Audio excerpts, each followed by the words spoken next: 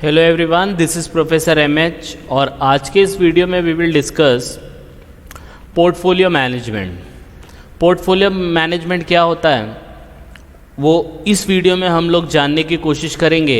सबसे पहले पोर्टफोलियो का मतलब, फिर मैनेजमेंट का, फिर पोर्टफोलियो मैनेजमेंट का, फिर इसका ऑब्जेक्टिव देखेंगे पोर्टफोलियो का, देन क्या क्या फेजेज़ है पोर्टफोलियो मैनेजमेंट में, फिर कौन कौन से फॉर्मूले यूज़ होते हैं उसको इवैल्यूएट करने के लिए, वो सब, और उसके practical question that we will सी।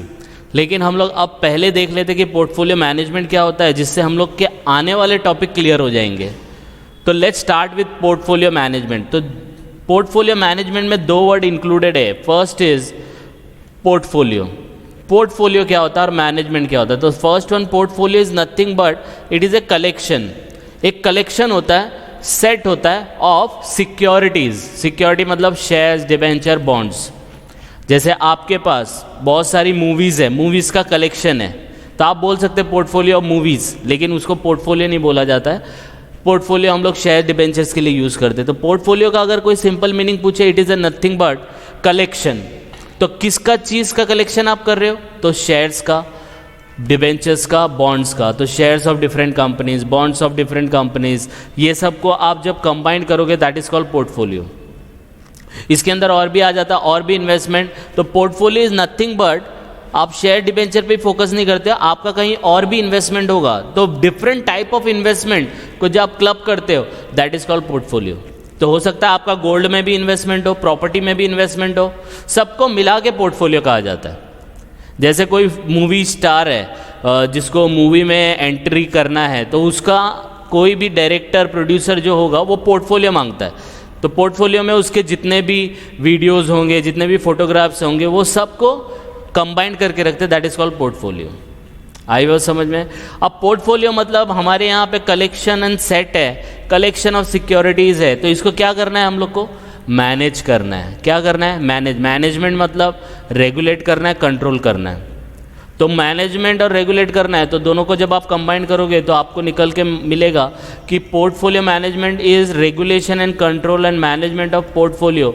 जो पोर्टफोलियो आपने बनाया है, जो कलेक्शन आपने बनाया है, जो सेट आपने बनाया है, उसको आपको कंट्रोल और मैनेज करना है, रेगुलेट करना है। क्यों करना है? द रीज़न बिहाइंड, क्यों इसको मैनेज करना है, क्यों कंट्रोल करना है? जिससे आपका जो रिटर्न हो वो मैक्सिमम हो, मैक्सिमाइज हो सके। तो पोर्टफोलियो मैनेजमेंट करने का एक ही मेन ऑब्जेक्टिव होता है, और भी बहुत सारे ऑब्जेक्टिव है, लेकिन the main objective is to maximise the return. आई बात समझ में? यस और नो? अब इसके अंदर हम लोग है ना मेन एक्टिविटी देखेंगे कि पोर्टफोलियो मैनेजमेंट में होता क्या है। तो आपको ये तो पता चला ना, it is a collection of shares, bond, debenture. Management का मतलब पता चला ना, कंट्रोल और रेगुलेट करना है। और ये सब क्यों करते हैं हम लोग? रिटर्न के लिए करते हैं, कि हमारा रिटर्न अच्छा हो। तो मेन एक्टिविटी क्या होती है पोर्टफोलियो मैनेजमेंट में? पहली एक्टिविटी होती है सिलेक्शन, कि भाई आप उन शेयर्स को सिलेक्ट करो, उन डिबेंचर को सिलेक्ट करो, उन बॉन्ड्स को सिलेक्ट करो जहाँ से आपको रिटर्न ज़्यादा मिले। शेयर्स में भी बहुत सारे कंपनी के शेयर्स है, तो आपको कहाँ इन्वेस्ट करना है? आपको मेटल्स में करना है, ऑयल में करना है, फाइनेंस सेक्टर में करना है, उस हिसाब से आप शेयर सेलेक्ट करो। तो मेन एक्टिविटी पोर्टफोलियो मैनेजमेंट की ये होती है कि सिलेक्ट करता है कि कहाँ आपको एक्चुअल में इन्वेस्ट करना है। अगर आपको रिस्क नहीं लेना है ज़्यादा तो आप बॉन्ड डिबेंचर में कर दो, रिस्क ज़्यादा लेना है तो शेयर्स में कर दो। आ रही है बात समझ में? तो पहला जो मेन एक्टिविटी है पोर्टफोलियो मैनेजमेंट की, दैट इज सिलेक्शन। सिलेक्शन करती है। सेकेंड जो मेन एक्टिविटी है वो है कंस्ट्रक्शन ऑफ फिजिबल पोर्टफोलियो। इसमें क्या होता है? आपने सेलेक्ट किया, आपने क्या किया? सेलेक्ट किया कि भाई मुझे शेयर्स करना है मेटल्स के, मुझे डिबेंचर करना है, मुझे बॉन्ड्स में भी इन्वेस्ट करना है। तो फिजिबल पोर्टफोलियो का मतलब क्या होता है कि जैसे एग्जांपल के तौर पे आपको रिस्क ज़्यादा नहीं लेना है, तो आप 80% पैसा जो है ना वो बॉन्ड डिबेंचर में डालोगे, और बाकी 20% जो पैसा है ना वो इक्विटी शेयर्स में डालोगे। आई बात समझ में? सेम वे में अगर आपको रिस्क ज़्यादा लेना है तो 80% आप इक्विटी शेयर्स में डालोगे और 20% आप बॉन्ड डिबेंचर्स में डालोगे। तो इस तरीके से आप अपना फिजिबल पोर्टफोलियो का कंस्ट्रक्शन करोगे कि आपको करना क्या है। और लास्ट जो मेन एक्टिविटी है, deciding the proportion in the security. जैसे यहाँ पे आपने डिसाइड किया कि मुझे शेयर्स, डिबेंचर, बॉन्ड्स लेना है और परसेंटेज डिसाइड किया, तो ये यहाँ पे जो है कंस्ट्रक्शन है, मतलब डिसाइड कर रहे हो आप, मुझे शेयर्स खरीदने हैं तो मेटल के खरीदने हैं, मुझे डिबेंचर खरीदना है तो कौन सी बैंक का खरीदना है या कौन सी कंपनी का खरीदना है वो डिसाइड कर लिया, तो कंस्ट्रक्शन हो गया। अब उसमें प्रोपोर्शन क्या है, जैसे यहाँ पे पता है 80%, तो आप बोलेंगे नहीं 50-50% करते, 50% डिबेंचर्स में, 50% इक्विटी शेयर्स में, तो इसका प्रोपोर्शन डिसाइड करते हैं। तो this is all about portfolio management. I hope आपको ये समझ में आया होगा। तो पोर्टफोलियो मैनेजमेंट आपको कोई भी बोले, कुछ भी बोले कि भाई पोर्टफोलियो मैनेजमेंट क्या होता है, तो it is nothing but investment.